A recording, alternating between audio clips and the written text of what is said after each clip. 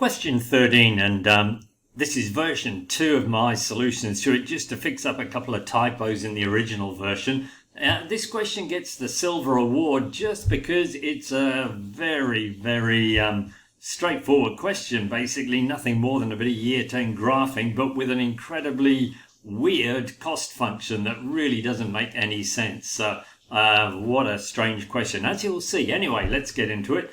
So we've got this total cost in hundreds of dollars, so we've got to remember every time we put down a value for C of X that we've got to add 2 zeros and do things probably to 2 decimal places.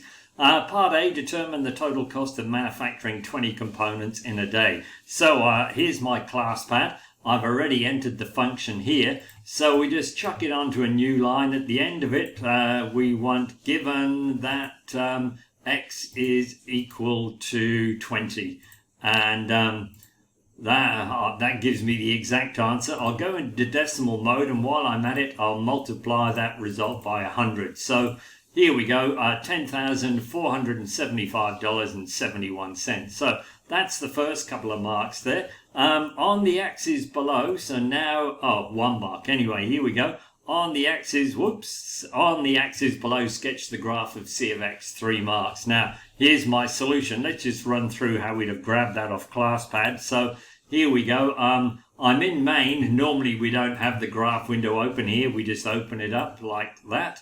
And take a copy of the function and chuck it downstairs. However, we know on this one that the domain from the question, let me just go back up and show you, was they can manufacture up to 200 a day. So we know that we don't want to exceed 200 when we sketch our graph. So first thing I do is go in the graph window here, go into the view window and change X to go from something like 0 to 200. That's got to be our domain. We'll leave the Y, we'll let autoscale take care of it. So we take the function, drop it downstairs. We don't see the graph, but we hit equals for autoscale, and there she blows.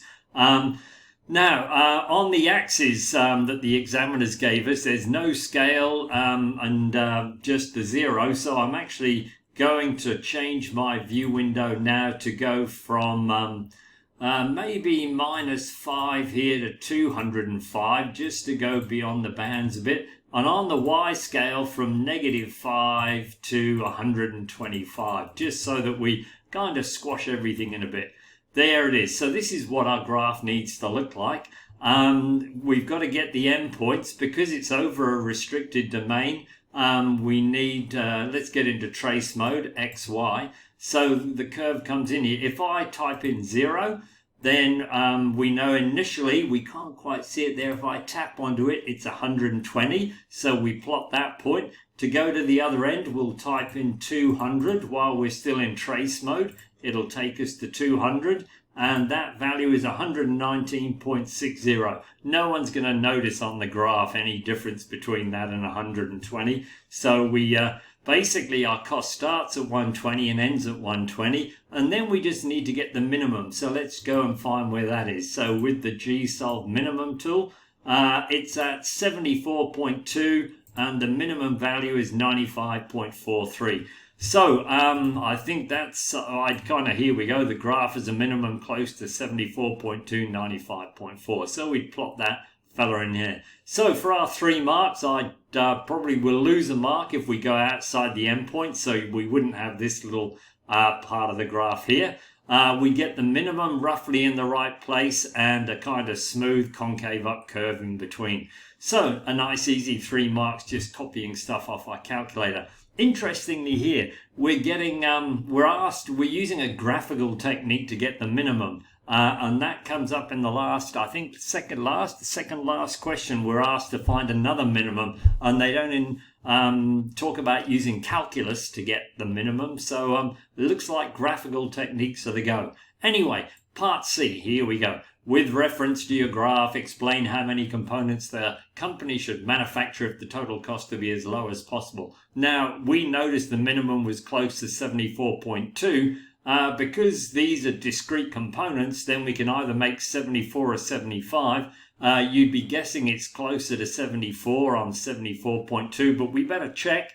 And here we go. So if I We just need to get back into trace mode. If I go to 74 and say OK, then the cost of that 9543.067. So $9,543.07. And if we go to 75, so I type in 75 and say OK, let's have a look at this one.